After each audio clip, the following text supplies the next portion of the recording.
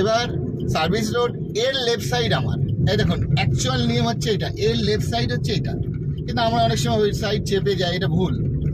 এই এরপরে হচ্ছে আবার আমরা সার্ভিস রোডে আমরা মানে টার্ন করব, যেমন হচ্ছে কোনো ট্রাফিক মোড় যদি হয় সার্ভিস ফ্লাইওভারের নিচ থেকে সাবওয়ে দিয়ে, তো তখন আমরা এইভাবে করতে পারি। দেখুন হাইওয়ের সাথে এটাও আমরা দেখাচ্ছি আর কি। এটা এই দেখুন প্রথমে স্লো হর্ন, ঠিক আছে। এটা অন্য কোনো দিন অন্য ভিডিওতে দেখাবো আর কি আমি, তখন ভিডিও টপিকটা চেঞ্জ হয়ে যাবে আর কি।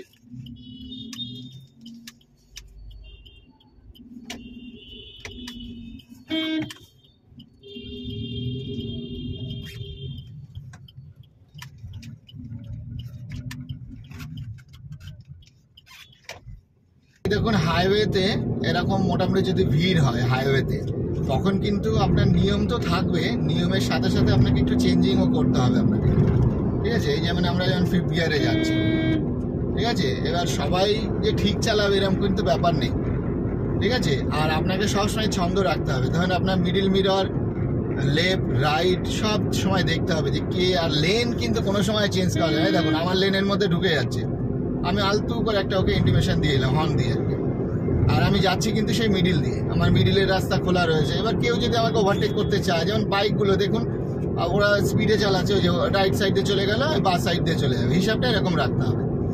আর যখনই কোনো লেন চেঞ্জ করবো, যাতে আপনি বাইক চালান স্কুটি চালান, একই টিউটোরিয়াল, আপনাকে মিরর দেখে তবে গিয়ে লেফট, আদারওয়াইজ যাবেন না। যদি হয়তো পেছন পেছন গাড়ি আসছে, আপনার লেফট যাওয়ার দরকার, তবুও যাবেন না। এছাড়া অনেক সময় আমরা হাতের সিম্বল এরকম অনেক রকম ইউজ করি, হয়তো অনেক ফাঁকা জায়গা হাইওয়েতে, অথচ সিগন্যাল, পেছন পেছন গাড়ি আসছে, তো অবশ্যই ওই টাইমে আপনি হাতের সিম্বলটা দেখাবেন, যে স্টপ সাইন যেটা, যে হ্যাঁ আমি সামনে দাঁড়াবো, নাহলে পেছনের গাড়ি ভাববে যে আপনি সিগন্যালে বেরিয়ে যাবেন, তো ওরও গাড়ির মোশনটা হয়তো সেরকমও রাখবে, তো সেক্ষেত্রে অ্যাক্সিডেন্ট হয়। এবার আপনি তো দাঁড়াবেন, তো কি করে বুঝবে, অনেক সময় বোঝা যায় না, তো ওই জন্য হাত দেখিয়ে দিতে হবে, তবে গিয়ে বুঝতে পারবে যে হ্যাঁ আমি ওইখানটা দাঁড়াবো। এই দেখুন আমি যাচ্ছি মিডিল দিয়ে,